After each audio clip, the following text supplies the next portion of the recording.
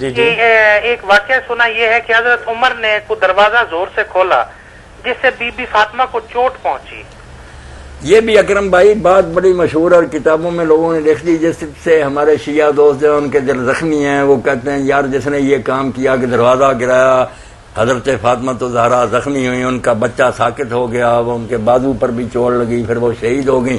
ایسی باتیں کرتے ہیں جس سے ان کے دل جلے ہوئے ہیں بیچاروں کے، مگر ہے یہ قصہ جھوٹا.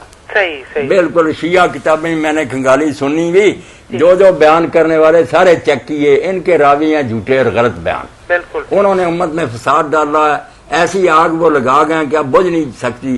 وہ اپنی جگہ پر ناراض ہیں، دوسرے لوگ اپنی جگہ رو رہے ہیں کہ تم ایک نیک آدمی کو برا کہتے ہو. کتابوں میں ضرور اکرم صاحب یہ باتیں لوگوں نے لکھ لی ہیں. وہ ظالم ایسے گھس گئے اسلام میں کہ ایسی چنگاریاں ان کو میں پھینک دو کہ کبھی یہ آگ نہ بجھے اور یہ لگتے مرتے رہے. ہے قصہ جھوٹا. مطلب ان دونوں کی کوئی ویلیڈیٹی نہیں، ویلیڈیٹی نہیں، بالکل یہ بے حقیقت باتیں ہیں. اللہ سے ڈرنا چاہیے. کوئی عالم بھی پہلے تسلی کرے نا جو میں کہہ رہا ہوں. یہ ویلڈ بھی ہے بات. کتابوں میں لکھے ہونے کو کیا، کتابوں میں تو ایسی باتیں بھی ہے کہ اللہ تعالیٰ کی آنکھیں دکھنے لگی تو فرشتے اس کی خبر کو گئے. یہ بھی حدیث لکھی ہوئی میں دکھا دوں گا. عادت کرنے گئے یعنی اللہ تعالیٰ کی عادت کرنے کی آنکھوں میں اللہ تعالیٰ کے نا اس طرح ہو گئی خرابی خارش. کتنی بکواس کتابیں بھر دی.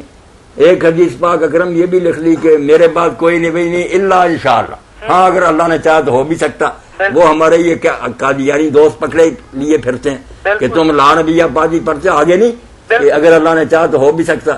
مگر وہ شکر ہے کہ جب سے دین چلا ہے چھانٹی کرنے والے عالم اللہ نے پیدا کر لیے، ساتھ ساتھ ہی انہوں نے نشان دے کر دی. کتنا ٹھیک ہے، آگے بکواس یہ اس کا گڑا ہوا.